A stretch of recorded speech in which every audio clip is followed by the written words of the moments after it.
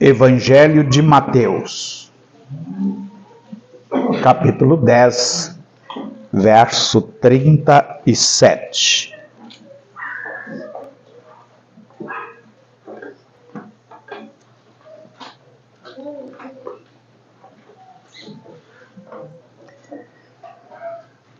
Quem ama seu pai ou sua mãe mais do que a mim, não é digno de mim. Quem ama seu filho ou sua filha mais do que a mim, não é digno de mim. E quem não toma a sua cruz e vem após mim, não é digno de mim. Quem acha a sua vida, perdê-la-á. Quem, todavia, perde a vida por minha causa, achá-la-á.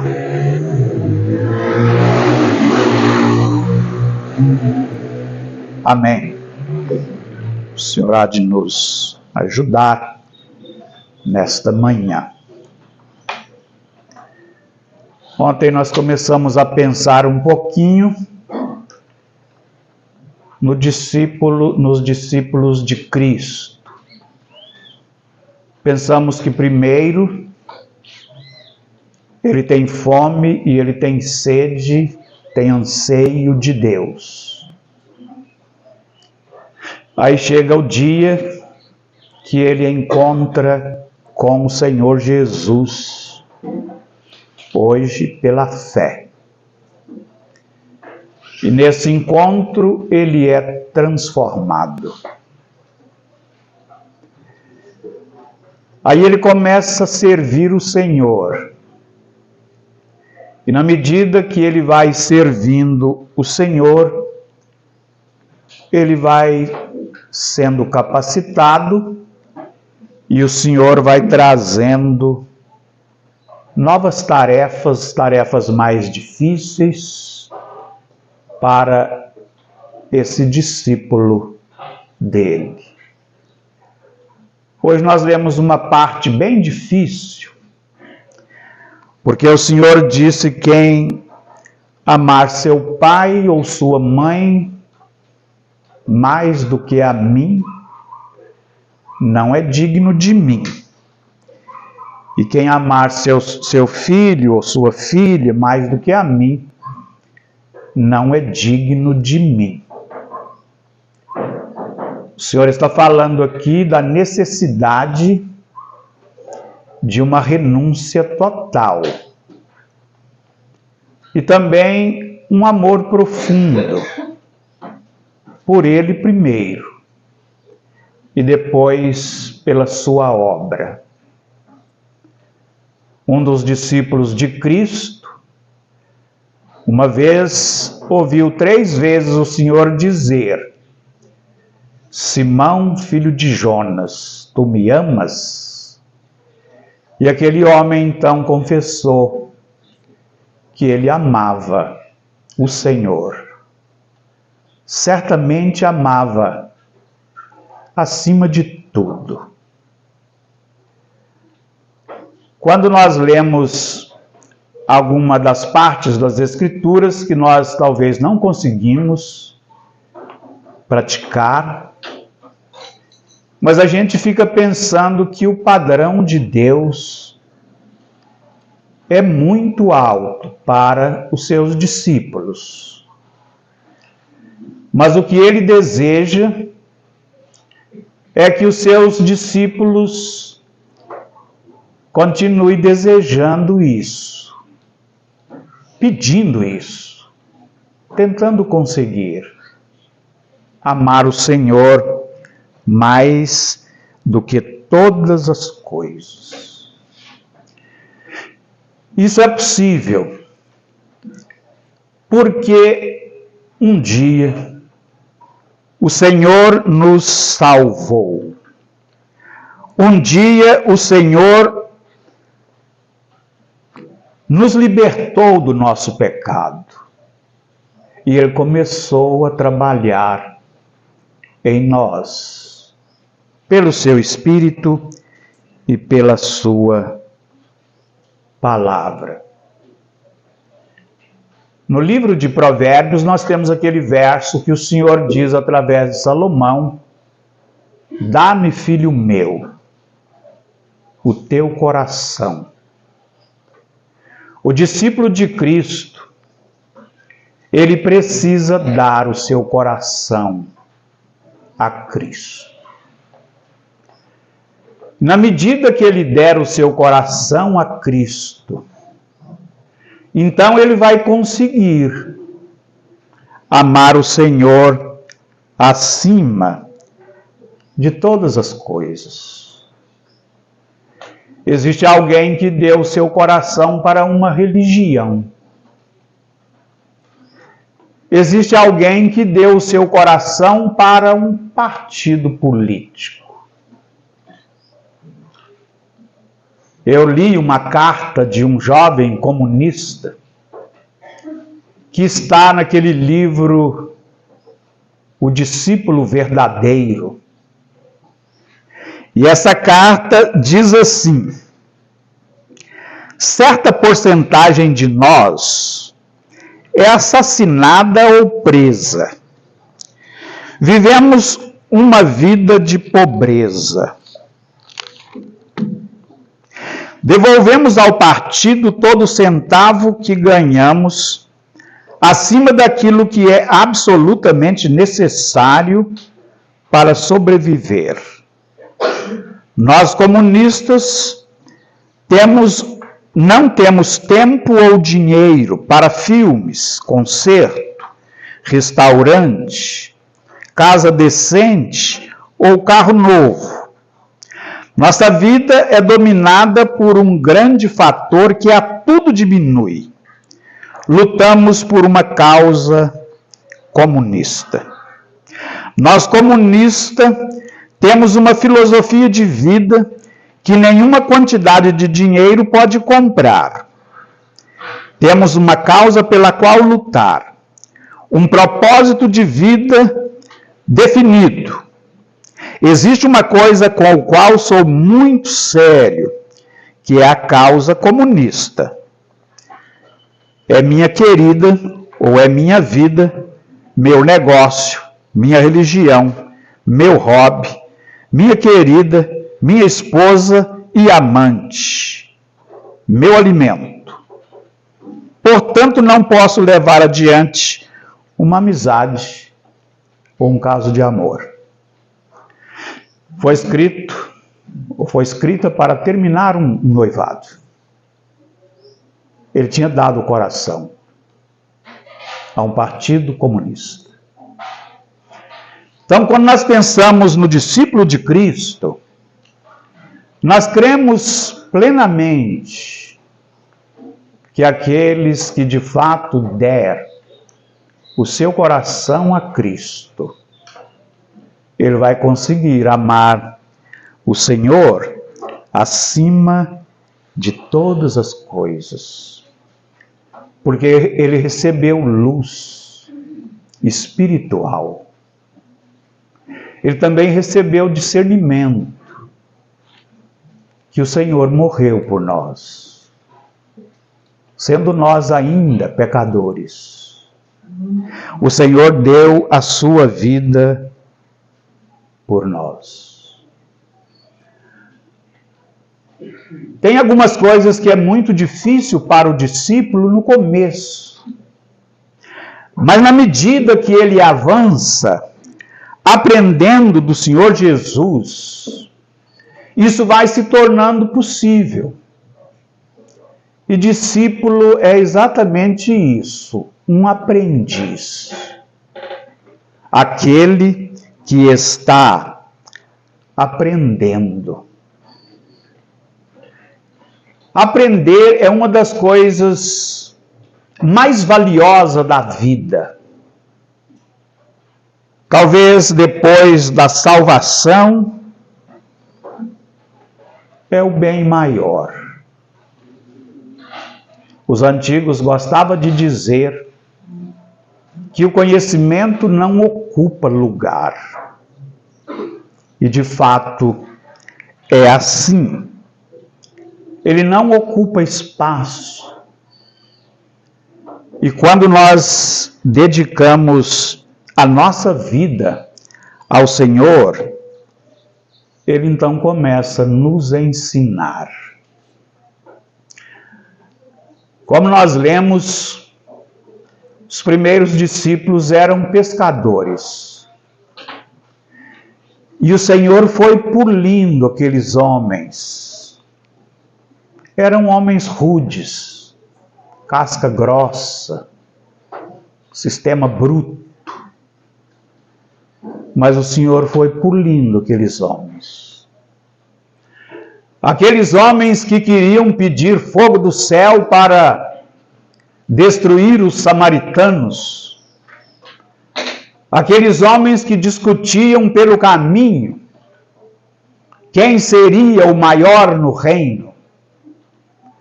Aqueles homens que queriam assentar à direita ou à esquerda do Senhor.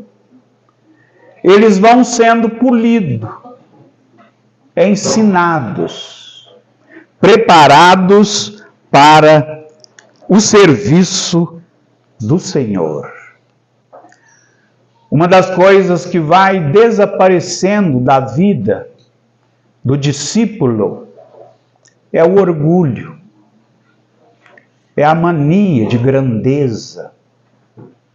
E a mania de grandeza, ela denuncia a distância que nós estamos de Deus. Quanto mais orgulhoso, mais distante de Deus. Aquele homem que dizia que não era digno de desatar as correias das sandálias do Senhor, estava bem perto do Senhor. E o Senhor disse assim que, nascido de mulher, não houve ninguém maior do que João. Aquele que dizia, eu não sou digno de ser chamado apóstolo. Eu sou o principal dos pecadores. Eu sou o menor de todos os santos. Esse homem estava bem perto do Senhor. Porque na medida que eles contemplam a grandeza do Senhor, não é que eles vão ficando pequenos, mas eles vão percebendo que de fato nós somos pequenos em relação a Deus. Então o discípulo do Senhor, ele começa a ser trabalhado pelo Senhor. Ontem nós pensamos no avanço entre o primeiro encontro e o segundo encontro. No primeiro ele é transformado. No segundo ele recebe uma missão especial. No primeiro encontro nós somos salvos. E depois nós vamos receber uma missão especial para servir o Senhor. Ele disse, se alguém vem a mim e não aborrece a seu pai ou a sua mãe. E ele quer dizer com isto que os laços familiares não podem interferir na vida do discípulo do Senhor. Então, ele coloca aqui a possibilidade do discípulo de Cristo ser provado nesse sentido. Eu não fui provado nesse sentido. E muitos de nós que aqui estamos, Nós não fomos provados nesse sentido. Mas existem muitos discípulos de Cristo que eles tiveram que renunciar à família. Outros foram expulsos dos seus lares. Eles foram colocados à prova e demonstraram que o seu amor por Cristo é maior do que o seu amor pelos seus familiares. Eu não fui provado em relação a amar a Cristo mais do que a minha vida. E muitos de nós não fomos provados nesse sentido de amar a Cristo mais do que a nossa própria vida. Mas quantos homens e mulheres foram provados nesse sentido? E alguns foram reprovados. E outros foram aprovados. Quase sempre chega o dia do discípulo de Cristo ser provado. E o discípulo de Cristo é levado a pensar, pelo menos, seria eu capaz de amar a Cristo mais do que os meus pais, do que minha esposa e do que os meus filhos, ou os laços familiares seriam coisas pequenas em relação ao meu amor a Cristo? Só que agora o Senhor vai dizendo que se alguém amar a seus pais, a sua esposa, filhos e filhas, irmãos e irmãs, mais do que a Ele, não é digno dele. Não é digno de mim. E quem amar a própria vida mais do que o Senhor, não é digno do Senhor. Amar a vida ou desprezar a vida ou renunciar à própria vida não é morrer por Cristo, mas renunciar à própria vida é viver por Cristo. Homens e mulheres do passado tiveram fé e amor, tanto para morrer por Cristo, como também para viver por Cristo. E descobriram que viver por Cristo é mais difícil do que morrer por Cristo. Um dos nossos poetas cantou aquele hino que diz: do mundo as honras para mim perderam o seu valor, até que o meu Senhor enfim ao mundo der louvor. Então terei prazer real em vê-lo em glória triunfal. Do mundo as honras para mim perderam o seu valor. Ouvi o irmão dizer em uma mensagem do Evangelho que enquanto o pecador estiver com a sua confiança no mundo, enquanto ele estiver com seus olhos voltados para o mundo e valorizando as coisas deste mundo, essa pessoa não será salva. Enquanto ele julgar que o mundo é valioso para ele ou para ela. Mas a salvação nós adquirimos Quando nós colocamos o desejo de ser salvo acima de todas as coisas deste mundo, renunciar à vida, viver por Cristo. A cruz, ela fala de morte. Nesse caso, fala de morte do orgulho, dos desejos, das paixões.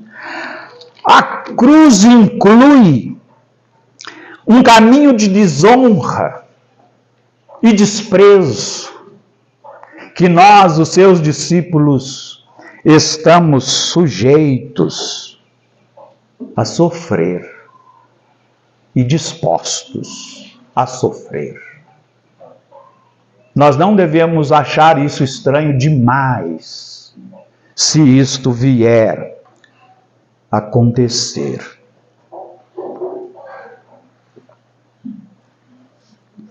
Ligado com este assunto do custo do discípulo, o Senhor falou daquele homem que ia construir a torre. E se aquele homem que ia construir a torre, se ele não se assentasse para calcular o custo, ele ia começar a sua construção e depois ele não ia ter como terminar. E as pessoas iam passar e dizer: esse homem começou a construir e não terminou. Isso está muito ligado ao discípulo de Cristo, que começa e não continua. Ele volta do caminho. Ele não calculou o custo. Também o Senhor falou do rei, que ia para a guerra, mas ele não podia ir sem primeiro calcular se o seu exército de 10.000 soldados seria capaz de combater a um exército de 20.000 soldados. E depois, se ele percebesse, não, eu não sou capaz, então ele deveria mandar mensageiros com uma proposta de paz. Esses textos se aplicam aos discípulos de Cristo. E o Senhor começa a mostrar para os seus discípulos que fracassar no caminho é vergonhoso para o discípulo de Cristo. E a vida cristã é um caminho sem volta. O poeta cantou: para trás não volto. Não volto, não. Eu estou seguindo a Jesus Cristo. E desse caminho jamais desisto. Então o Senhor quer mostrar para os discípulos de Cristo que um fracasso no caminho é vergonhoso. E para que não haja fracasso no caminho, o meu coração tem que ser dele. O meu desejo, as minhas ambições, tem que ser para ele. Porque senão a gente vai fracassar no caminho. E será vergonhoso o fracasso no caminho. O Senhor falou do sal. E disse assim que se o sal perder o sabor, ele não terá mais valor para nada. Ele será pisado pelos homens. E esses textos estão ligados aos discípulos de Cristo. Os discípulos de Cristo, se fracassarem no caminho e perder o seu sabor e perder a sua utilidade e não ser mais útil ao Senhor, tal como aquele que não conseguiu construir a torre, tal como aquele que teve que mandar uma proposta de rendição. É também como esse que se torna inútil para a obra de Cristo. E hoje de manhã o Senhor está dizendo: se você amar mais o seu pai, ou a sua mãe, ou seu filho, ou a sua filha, mais do que a mim, você não é digno de mim. E o Senhor sabe. O Senhor está olhando para os nossos corações. Ele sabe o que está no nosso coração com respeito a Ele. Um dia, um homem chegou para o Senhor e disse assim: eu vou te seguir para onde quer que fores. E aí o Senhor olha para o coração do homem.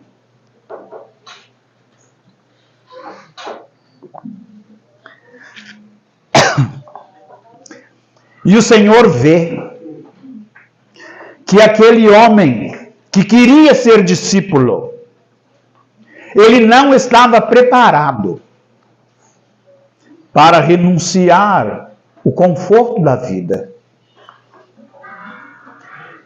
E ele disse assim para o homem: as aves dos céus têm os seus covis, têm os seus ninhos, mas o Filho do Homem, ele não tem onde reclinar a cabeça. As aves do céu têm os seus ninhos, têm os seus covis, mas o Filho do Homem não tem. Se você tiver o desejo e estiver disposto a seguir o Senhor, uma das coisas que talvez nem vai acontecer, mas você precisa estar disposto a renunciar o conforto dessa vida. Ele disse: olha, o Filho do Homem não tem como oferecer esse tipo de conforto que enchia o coração daquele homem que queria ser discípulo. O que é que o Senhor vê nos nossos corações? Como está o nosso amor por Ele? Lembra da igreja, ou da carta que foi escrita à igreja de Éfeso? E lá, o Senhor percebeu que o que estava acontecendo naquela igreja é que eles tinham perdido o primeiro amor. Ou seja, aquele amor fervente do começo, do princípio. E naquela carta, o Senhor trata desse assunto. E ele diz que isso é pecado. Ele disse: lembra-te, pois, de onde caíste, arrepende e volta à prática das primeiras obras. Senão eu venho a ti e eu removerei do teu lugar o seu candeeiro. Nos nossos dias, existem muitos testemunhos aqui e ali, igrejas locais que estão se fechando. E existe uma diversidade de motivos, mas o maior é que aquelas pessoas deixaram de amar o seu Senhor. E é interessante que o Senhor, Ele tem um desejo profundo no nosso amor. ele tem um desejo profundo. Pedro, tu me amas? Sim, Senhor. Eu gosto do Senhor. Pedro, tu me amas? Sim, Senhor. Eu gosto do Senhor. Pedro, tu me amas? O Senhor sabe todas as coisas. O Senhor sabe que eu te amo. O pior problema do discípulo de Cristo não é exatamente um pecado, mas o pior problema de um discípulo de Cristo é quando ele deixa de amar o seu Senhor. E no dia que a gente deixar de amar o nosso Senhor, não tem nem mais razão para a gente assentar em volta da mesa para celebrar a ceia. Então, o discípulo de Cristo, é pedido dele, é desejado que ele ame o seu Senhor.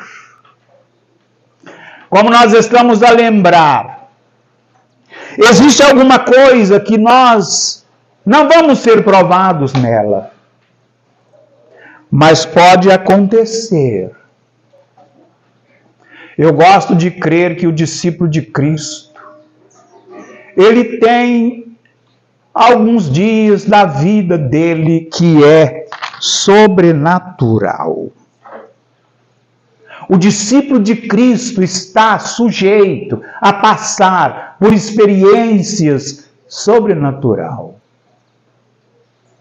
O Senhor Jesus disse para os seus discípulos: eu vou estar enviando vocês como cordeiros no meio de lobos. Cordeiros no meio de lobos. Eu vou renunciar à vida, se for necessário. E o Senhor está enviando os seus discípulos como cordeiros, como ovelhas, no meio de lobos. Um dia ele disse também para os seus discípulos que eles iam naquela missão sobrenatural, e que aqueles discípulos não iam levar bolsas, não iam levar alforjes, não iam levar dinheiro, não iam levar 2 túnicas, não iam levar mais do que um par de sandálias. E eles estavam indo como ovelhas no meio de lobos, renunciando todas essas coisas. Vida sobrenatural. E o Senhor disse: vocês vão entrar em uma casa. Cada 2 vão entrar em uma casa. E vocês vão permanecer ali. E mesmo que a casa fosse humilde, e mesmo que a família tivesse dificuldades financeiras, eles iam continuar ali. Eles não deviam sair dali em busca de conforto. Existe um tempo da vida do discípulo, que talvez a busca de conforto, de gozo transitório, passageiro, pode impedir os resultados da mensagem que ele leva. O mundo que nós estamos a viver está precisando de ver discípulos que renunciam prazeres, descansos, repousos, confortos, Gosto de pensar em Eliseu, que quando o general chega à sua porta, ele disse para o seu moço, vai lá, e diz para ele mergulhar no Jordão 7 vezes. E o homem ficou irritado, mas foi convencido e mergulhou no Jordão 7 vezes. E ficou limpo. E o homem voltou com os seus presentes. Ouro em abundância, prata, vestes festivais. E o Eliseu não quis nenhum presente. Nenhum presente. O general vai embora. E o Geazi sai às carreiras. E chega lá e diz para o general, chegou alguém na casa do meu senhor, e ele pediu para mandar isso. E o general desceu do carro e pegou talentos de prata, colocou nos ombros dos seus servos para levar para a casa de Eliseu. Daqui a pouco o Geazi chega e o Eliseu pergunta, por onde tem andado, Geazi? Ele disse, o teu servo não foi a lugar nenhum, está por aqui mesmo. E Eliseu disse, porventura o meu espírito não foi com você? E não viu quando aquele homem desceu do seu carro? Ele diz, Geazi, não é tempo de receber ouro ou prata, servos e etc. Não é tempo. O Ciro tinha que ir para a sua nação, levando uma ideia que a graça, que o perdão de Deus não tem preço, que a graça de Deus é disponível a todos. Pela graça sois salvos mediante a fé. Isso não vem de vós, é um dom de Deus.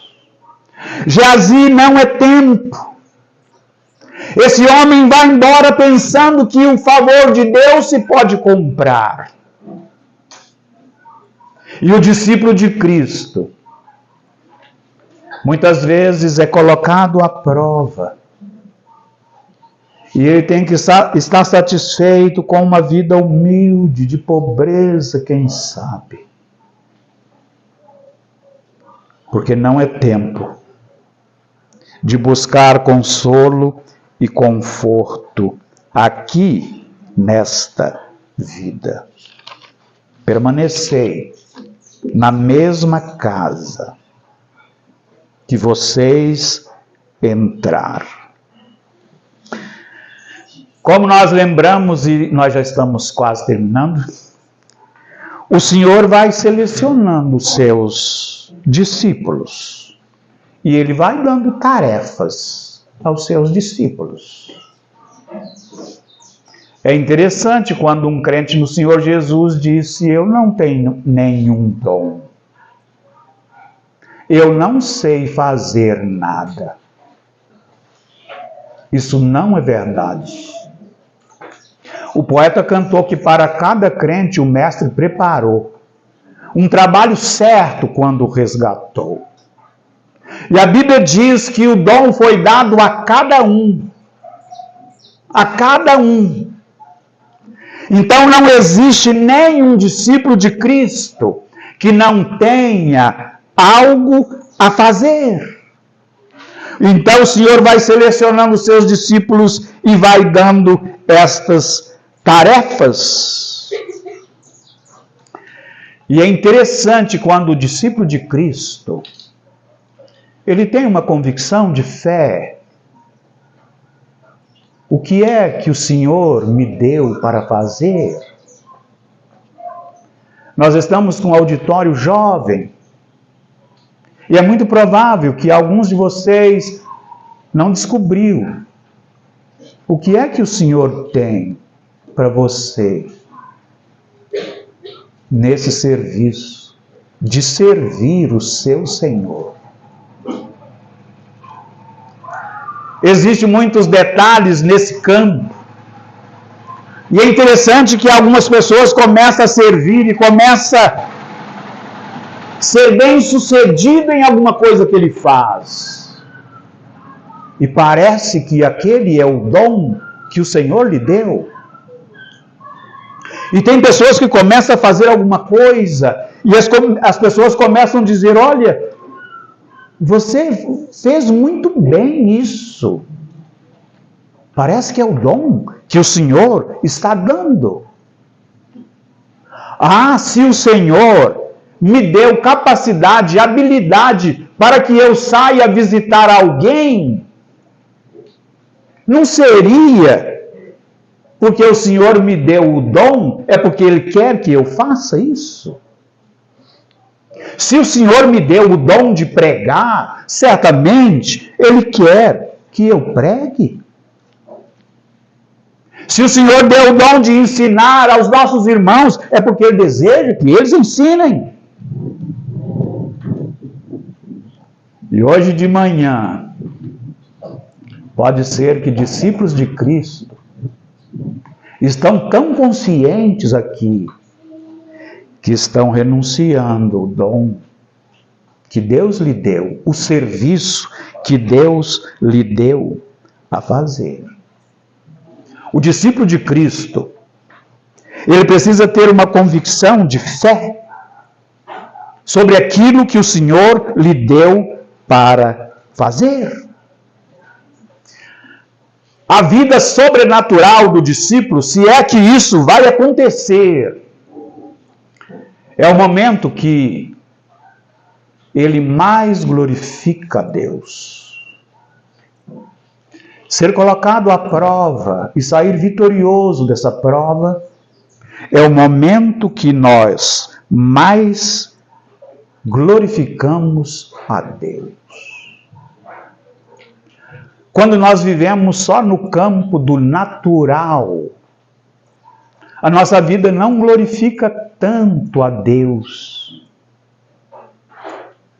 como aqueles que são provados e levados a um campo sobrenatural. Deus foi glorificado quando Ele disse para Abraão: sai da tua terra e da tua parentela e da casa dos teus pais, e vai para uma terra que eu te mostrarei. E o homem foi. Deus é glorificado quando Ele chega para Abraão e disse: vai à terra de Moriá e ali em um dos montes oferece o teu filho, o teu único filho, a quem amas. E o homem foi. Deus é glorificado nessas decisões de fé dos seus discípulos. Quando Daniel aceitou ser lançado na cova dos leões, Deus foi glorificado. E que o próprio imperador daquele tempo pôde aceitar que o Deus do céu tem domínio em todos os reinos do mundo. E Deus foi glorificado. Quando Sadraque, Mesaque e Abednego aceita ser lançado na fornalha, Deus foi glorificado. Irmãos e irmãs, que são colocados à prova, glorifica a Deus, vencendo essa prova, porque o nome do Senhor vai ser glorificado. Quando Moisés renuncia o Egito, Deus é glorificado. Quando o discípulo de Cristo tem uma convicção plena da obra que ele tem a fazer, Deus é glorificado. O Senhor Jesus convidava para ser discípulo e mostrava as dificuldades dos discípulos. homens e mulheres, moços e moças, que tiver no coração o desejo de ser discípulo de Cristo, precisa estar ciente desta possibilidade de passar por alguma prova e ter que viver um período da sua vida de vida sobrenatural. Que o Senhor nos capacite para esta obra gloriosa. Amém.